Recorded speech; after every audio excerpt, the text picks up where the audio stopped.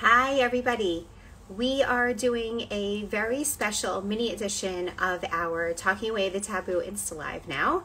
And we're going to be bringing on Abbe Feder, who is the founder and CEO. I mean, she's pretty amazing, actually, of In Circle Fertility.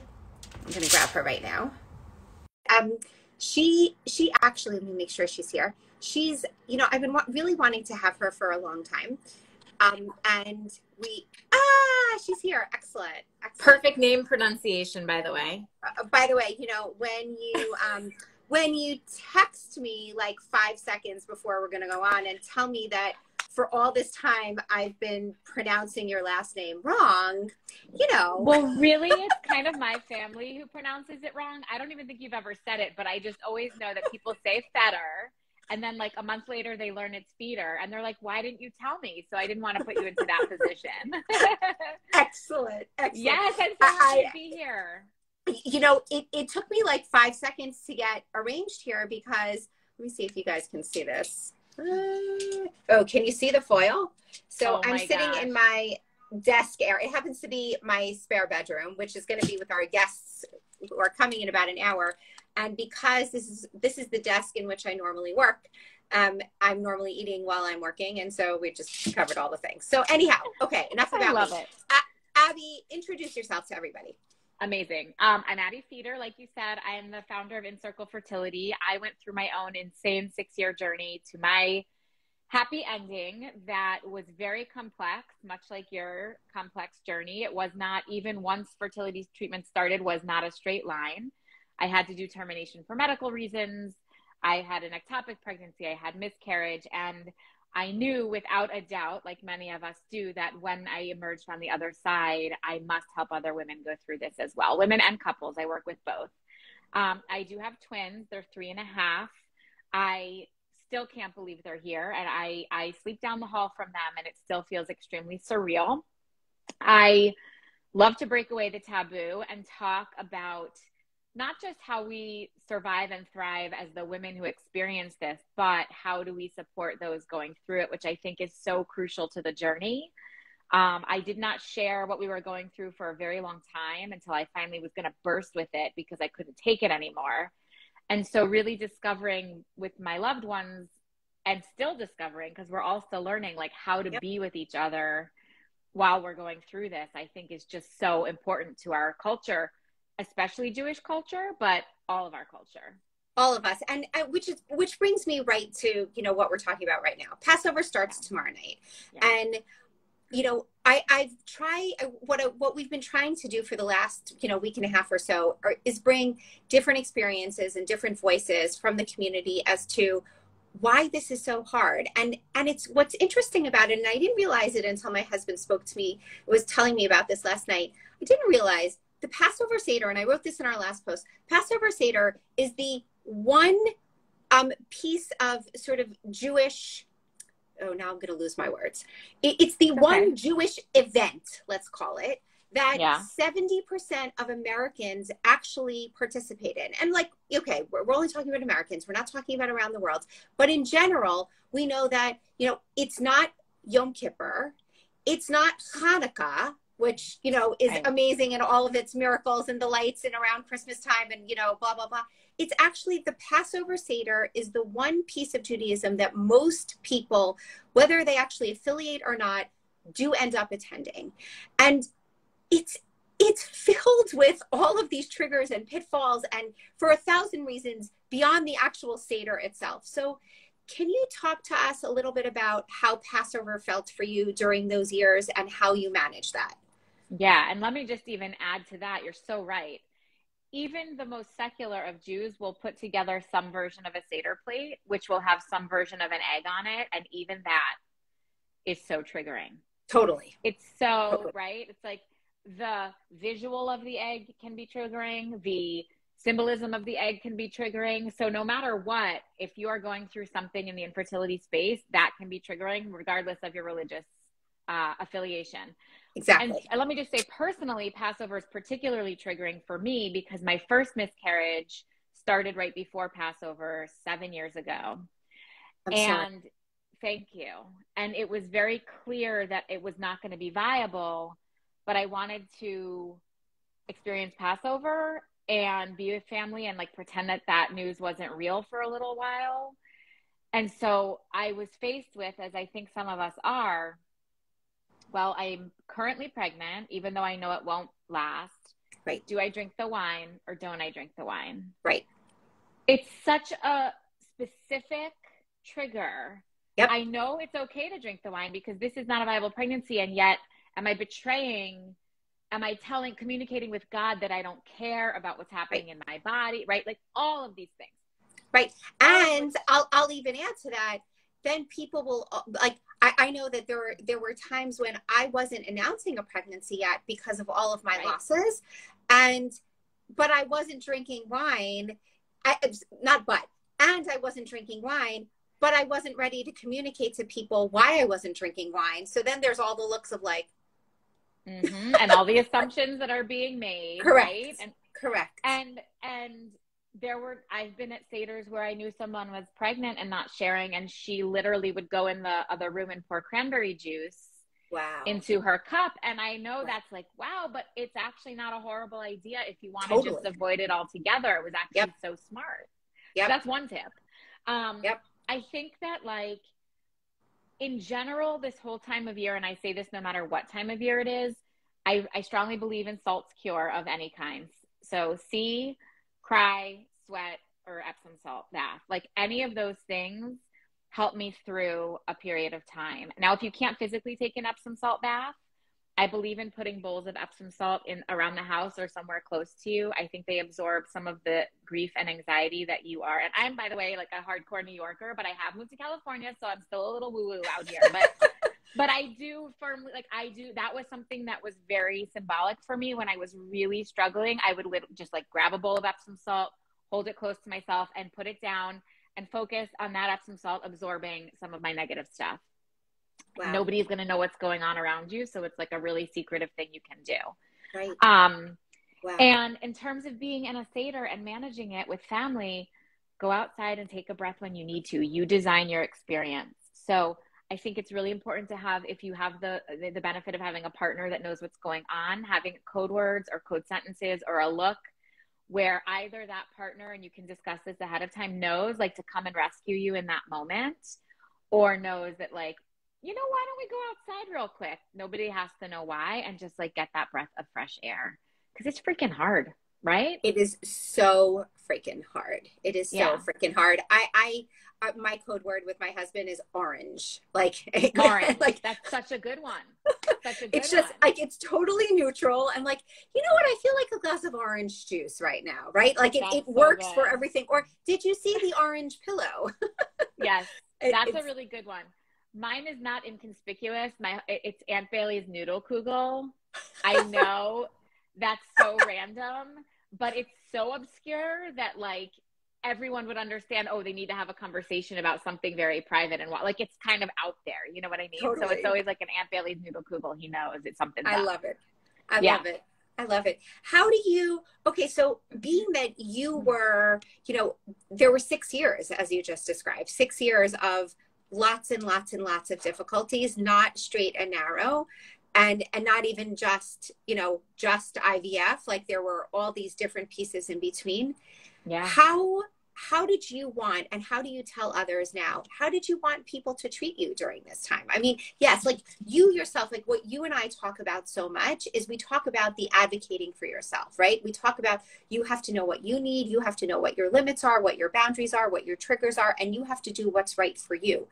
But everybody else kind of is like, I think there's something going on. I'm not sure. And then they might say something triggering. They might, like, it's hard to know. How do you advise the rest of the peoples? I love that question. And I think I can only answer it because I'm on the other side, even though I can only tell other people what I should have done at the time, which is, or what I should have told my friends and family to do, which is to just handle it head on. And I always think like honesty of every part is the best policy. So just say, I don't know the right thing to say, but I think that you might be struggling right now. And I just want you to know that if you are, I'm here. and we never have to talk about this again if you don't want to. Oh my God, I love that. Yeah. I mean, that is like a game changer for me. God. I think, I mean, and that's relevant in any realm of life, but especially this one that people like to keep quiet, you know? Right. I mean, it's really because you open the door enough that they can walk in if they want, but if they want to shut it, it's shut, or you they give can them walk the in out at some other point. Yeah. Mm-hmm. What do you tell people what do you tell people to say in support? I mean, I know you say a million things, but like, what's one of yours? Yeah. I mean, one of mine is I try to tell people that the best way is very similar to sort of feel it out. Like you can't know absolutely what people want. And because there are some people, as we all know, like some people want you to ask, want you to talk about it, want you to, like, you know, give them something. Like they need you to kind of, like, I'm looking at it, like, I think like the Passover cleaning is getting to my brain, but basically, I get it. They need you to acknowledge it. They need you to say something because they're suffering and they feel like unless they have that opening, they're not going to do it. And yet other people don't want you to bring it up at all. So it becomes this like really interesting dance where I could offer, like, and I give lists of suggestions. I give like billions of lists of suggestions. And you can do it to, you know, person A and it could be great. And you could do the same thing to person B and they will hate you for the rest of your life, right? So the main thing that I try to tell people is here are the things you should do. Like, I can give you the things to say. I can give you the things not to say. But at the end of the day, this is about relationships. This is about communication. And you have to ask them, like, we're still not at a point in human history where we can read people's minds. So say, like, hey, like, exactly, sort of really exactly taking off on what you said. I'm here.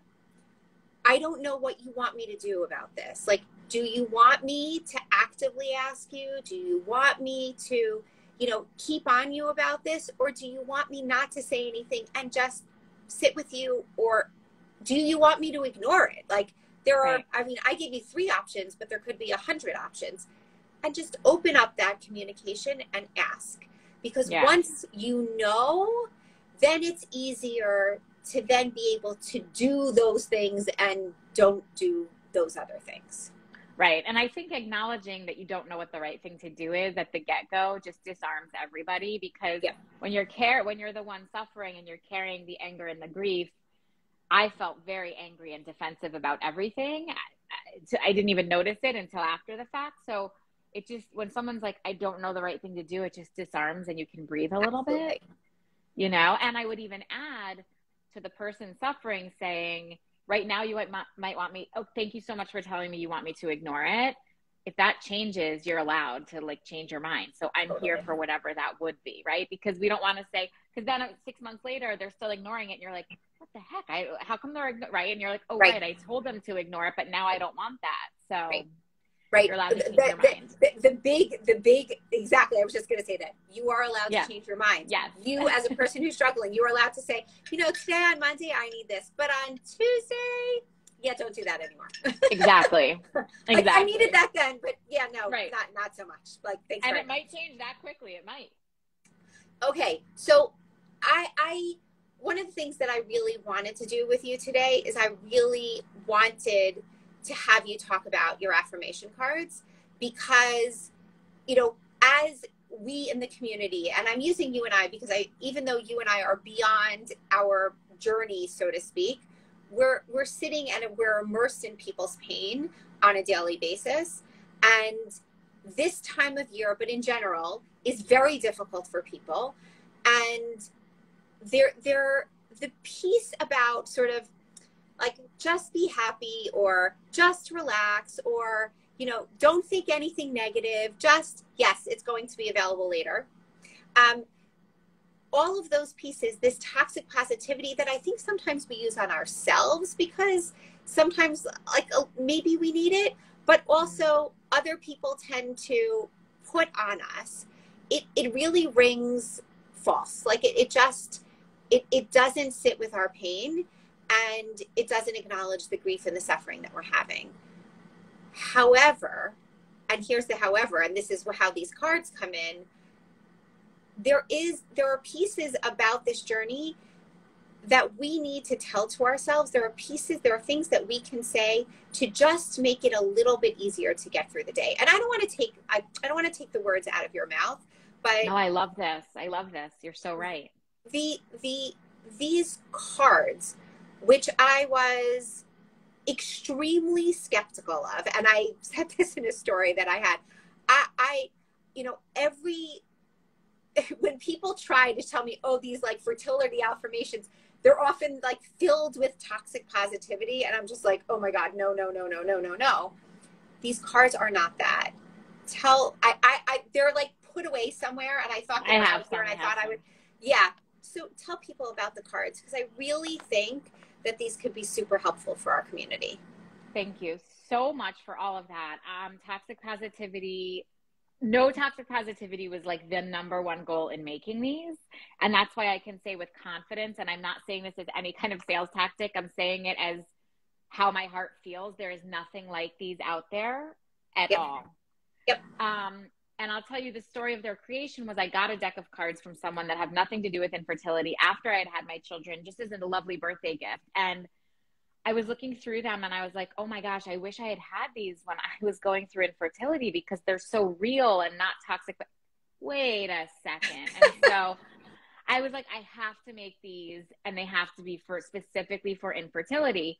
And so the art, which is also meaningful and incredible, was done by Jamie Bleacher of The Glitter Enthusiast. And I knew within 2 seconds that she had to do the art. So she uses sterile IVF needles to create all of her artwork. So everything about this just felt so real and raw and authentic, and what it feels like to be going through the journey. We worked very hard on the copy. And I'll pick one for your audience right now, our audience. Infertility is a moving target, and I'm doing my best with the information I have in a given moment. Okay, this is a perfect one, because how many times are you on your journey and like, I shoulda, woulda, coulda, right? You can't do that to yourself. This is just a reminder. You made the best decision at the time. And sometimes you literally just wake up and need that reminder. Yes. We wanted to make cards there are 42 cards in the deck, and we were very deliberate about like, should we do 30 for a cycle, one a month for your cycle, but nobody cycles normal during infertility.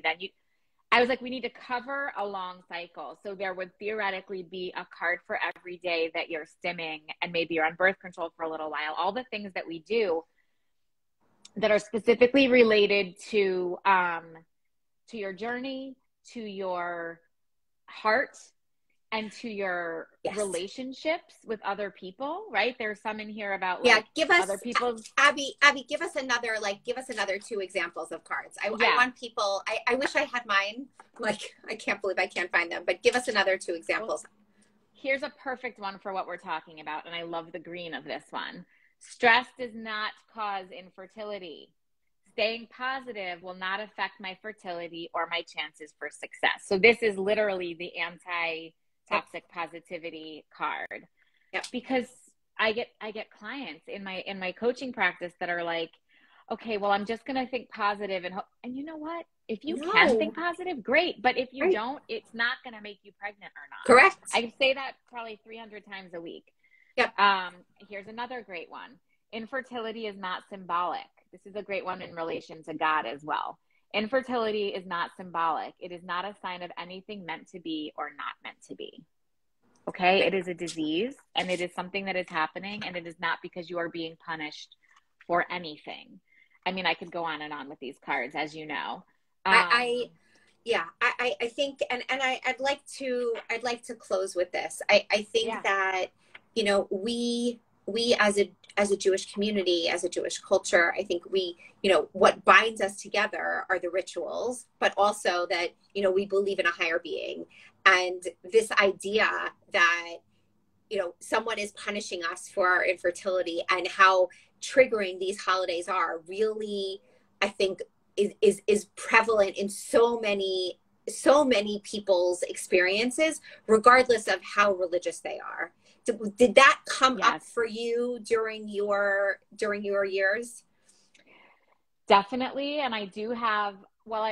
we're what I would consider religious. I am a spiritual person. I do believe in God. I am Jewish and I believe in my Judaism. But I personally never felt like, why would God do this to me? I felt in my kishkas, for lack of a better word, because I feel like even deeper than my gut, I had faith personally that there was going to be an outcome that I wanted. I just didn't know what or when or how. And I can only say that so calmly now because I'm on the other side. Right. So I never felt a betrayal in that way. I felt that God was with me and helping me try to figure this out. And for some reason, it just wasn't working. That was my experience. I understand every facet of how that experience might be different for every person. Look, so, yeah, I was going to say that there is no, like, it's not as if your experience, because you're saying that you didn't feel that way, it means that you're any less connected or not connected or angry or less. It just, and that's really the point that I wanted to bring out. Each of us has our own experience in the way that we relate to Judaism and relate to God and relate to faith. And this is, there's no right way to do this. It's not, if you're okay and you think things are going to work out, that's bad, and the people who are angry at God are the ones who are more connected. Like, there's no right way to do this and there's no wrong way to do this. It's the way that you are doing it, period. And that's it. Whatever feels great to you inside your heart, you know? Correct. Yeah. Abbe, can you leave us with some last words, just some words of, I call them please, just to help us, help our community as we're heading into this holiday, the pieces, the things that you've seen your clients most struggle with in these last few weeks as we're heading up to it. What are your words? How are you giving them strength? I go back to the live your life by design, and you design what the next few days and weeks and months and years, of course, are going to look like for you. It is not selfish to take care of what you need in the next few days, especially if it's a timeout, if it's missing out on something. Your self-care is priority, and you just need to remind yourself of that as often as you can. Absolutely. Absolutely. Thank you. Thank you. I think it's your cousin here she's saying music, love, light, inspired. I mean, what she's saying, she says, Abbe, you're incredible. Such an amazing woman from Glitter Enthusiast. Yeah, you are. Thank you. You are. Thank you. I love you all. I look, this community is one that I think we all band together because we all know what this is like. And we are now here to try to bring support and bring strength to the rest of the community. That's what we do every day. So thank you. Abbe, yes. Tell people where to find you. Tell people how to get the cards if they want them. I am not being paid. I am not being paid to say this. These cards are incredible. I really wish I had them in the years that I was going through all my stuff. So thank you. Yeah. So find me. I'm here at In Circle Fertility. Should be listed there. They are linked in my profile. Much like what you're saying, what we're here doing, like, we are not a great culture in terms of prevention. We would rather get the headache and take Advil than drink the buckets of water to prevent the headache. To that end, I do this work to prevent other women from having to go through the pain that you and I experienced alone and in the quiet and in the darkness. So I love a DM. You can DM me anywhere. The cards are listed in my profile. I love connecting with women and people going through this. So, and Aimee, I love you. And I'm just so grateful for the work that you're doing as well. There is such a gift. There is such a gift in community, right? The world has changed so much since you and I were struggling. So yes, I am so grateful to be part of this and to have met you and to introduce you to this community. Thank you. Thank you. Happy Passover. Chag Sameach. Happy Chag Passover. Sameach, everybody. Yes. Chag Sameach. Bye. Chag Sameach. Thank Bye-bye. you.